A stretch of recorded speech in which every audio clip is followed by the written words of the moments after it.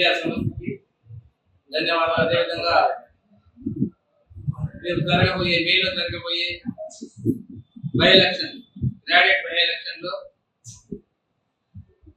రేపు వీర్ మల్లకు కాంగ్రెస్ పార్టీ బలపరిచిన క్యాండిడేట్ గా రేపు టికెట్ ఇవ్వడం జరిగింది.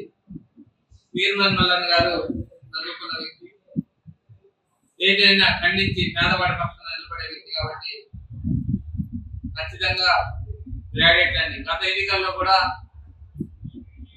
చాలా పోటీ ఇండిపెండెంట్ గా ఇచ్చి కూడా ఏ పార్టీకి సంబంధం లేకుండా ఇండిపెండెంట్ గా కూడా ఇచ్చి ఆయన చాలా వరకు ఒక విద్యార్థుల్లో కానీ గ్రాడ్యుయేట్ లో కానీ ఒక నమస్కారం ఉన్న వ్యక్తిగా, ఒక ఎడ్యుకేటెడ్ గా, లిటరసీగా అందరు ఓటేస్తే ఒక ఎమ్మెల్సీ మన ప్రశ్నించే గుర్తుండే వ్యక్తి, అడిగే వ్యక్తి, ప్రజల పక్షాన పోరాడే వ్యక్తికి గెలిపించినట్లయితే రేపు అందరికి ఉపయోగం ఉంటుంది. రేపు కౌన్సిల్లో ఆయన వాయిస్ వినిపించి స్టూడెంట్స్ కానీ, గ్రాడ్యుయేట్స్ కానీ, ఉద్యోగస్తులు కానీ, పేదవాడి కానీ ఉపయోగపడేది ఉంటుంది. శాసనసభలో కానీ శాసన మండలిలో కూడా ఖచ్చితంగా ఎడ్యుకేటెడ్ ఉంటే దేని ఫైట్ చేయాలి, ఎలా ఫైట్ చేయాలి అనేది ఒక ఆలోచన ఉంటుంది. కాబట్టి ఖచ్చితంగా చదువుకున్న వ్యక్తులందరూ కూడా మేము మేలో జరగబోయే బై ఎలక్షన్ లో వీర్ మల్లన్న గారికి కాంగ్రెస్ గుర్తింపు హస్తం గుర్తు మీద అందరూ ఓటేసి నెగ్గిస్తారని అందరినీ మనవి చేస్తున్నాను. Thank you. నా సపోర్ట్ 100% ఉంటుంది.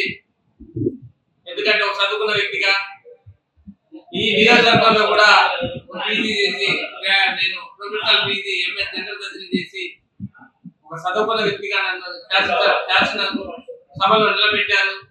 దానికి గుర్తింపుగా నిజంగా ఒక చదువుకున్న వ్యక్తి ఎమ్మెల్యే అయితే ఈ నియోజకవర్గాన్ని ఏం చేస్తారనేది చూపెడతాను. అదేవిధంగా గ్రాడ్యుయేట్లు, విద్యావంతులు మీరు రాజకీయంలో రావాల్సిన ఆవశ్యకత ఉంది. కాబట్టి ఈరోజు మంచి వ్యక్తుల్ని గుర్తించి అసెంబ్లీ పంపితే అభివృద్ధి కానీ, ఒక కాన్స్టిట్యూషన్ కానీ, ప్రజాస్వామ్యాన్ని బతికించే ఒక సాంప్రదాయం ఉంటుంది. సాంప్రదాయాన్ని బతికించాల్సిన అవసరం ఉంది. కాబట్టి చదువుకున్న వ్యక్తులు కూడా ఈరోజు శాసనసభ కానీ, శాసన మండలి కానీ వెళ్ళవలసిన అవసరం ఉందని అంటే